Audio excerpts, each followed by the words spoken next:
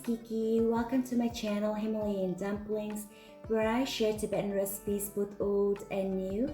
If you are new to my channel, I hope you will consider subscribing to my channel, especially if you are interested in Tibetan cuisine.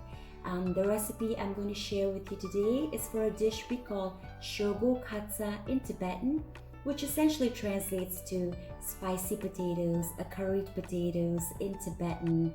This particular recipe is very easy to make, absolutely one of my favorite potato dishes with only a few ingredients.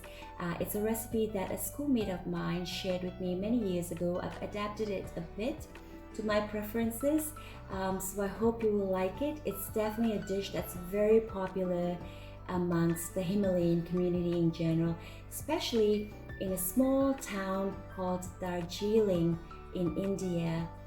It's actually the place where I grew up and went to school, and it's world famous for its tea. But I digress, because it's also very famous for its potato dishes. So let's get started. Thank you so much for watching, and I hope you'll like this recipe as well. Kuchina. We have some boiled potatoes that's been chilled in the fridge, some vegetable oil, turmeric, salt, paprika, and lastly some crushed chili pepper as well as some whole chili peppers. The last ingredient is totally optional, by the way. First up, let's cut the boiled potatoes into small pieces, just like this. Notice how my potatoes are not crumbling. That's because every time I boil my potatoes, I make sure to cool it down. I do it in the fridge. I leave it for a few hours, but you don't have to leave it that long. It helps so that way when you're cooking the potatoes, it doesn't crumble into small pieces.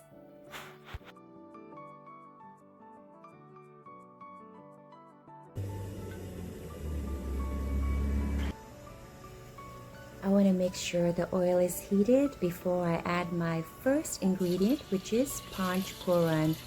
Basically a pre-blend of 5 Indian spices that you usually are able to find at the Indian stores.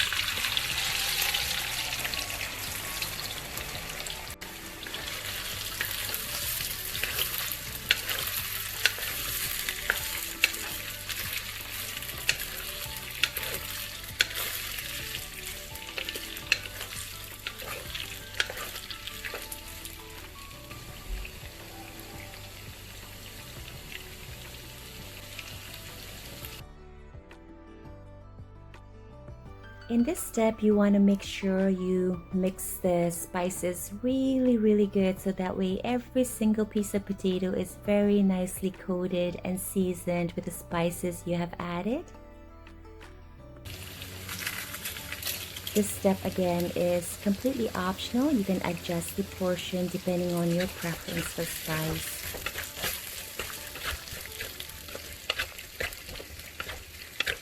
Notice how the color of the dish is changing to a nice fiery red. It's because I added some red food coloring, which you don't have to, by the way.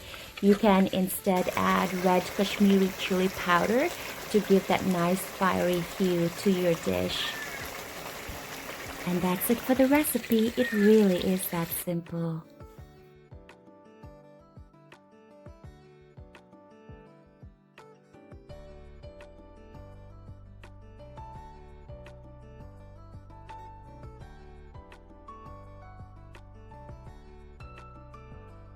I wanted to show you how we eat Shogo Khatsa, or Alu Dum as it's called in Nepali, how we ate it back in Darjeeling. There was a small shop in this place that I went to school in. It's called Darjeeling. There was this little tiny shop, probably the size of a closet. We called the guy, the shop owner, the shopkeeper, we called him Bolas. He was very popular amongst all the school kids, girls in particular. So after school, we would love to go there and eat his Alu Dum. And his Alu Dum was actually very unique because you had bhujia, right? Yeah, you would add bhujia like this on top of the Alu Dum. And then he would put, this is, I don't know if you can see, but tamarind, slowly boiled tamarind that is sweetened a tiny bit, so it adds this tartness to the spicy Aloo Dum or Shogo Khatsa. So, don't know if you can see, I'm not very good at this stuff, but anyway, you essentially pour it all over, and I'm already salivating. I'm drooling, literally drooling. And then you would mix it. This still happens. All of the food that we would buy from the street vendors would be served on pieces of old newspaper clippings or pages that were torn out of school notebooks and things like that. So sometimes we would be licking the food off of the page with ink still running out of the pages.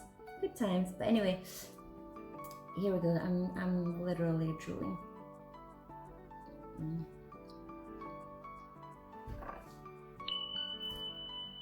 Spicy from the potatoes, tart from the tamarind or imli or titri as they call it in Nepali, and we called it back in Darjeeling.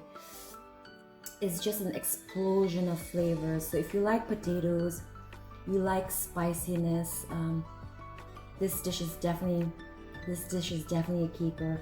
And as far as how I'm eating it, it was just something that was very unique to the place that I went to school in. So.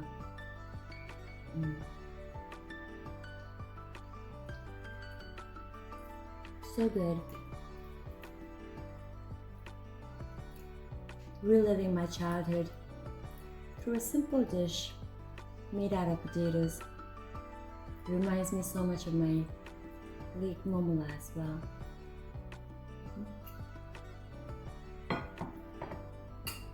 I hope you will like it and enjoy it as much as I do, and as much as it was enjoyed back in Darjeeling and amongst the Himalayan community in general. Thank you.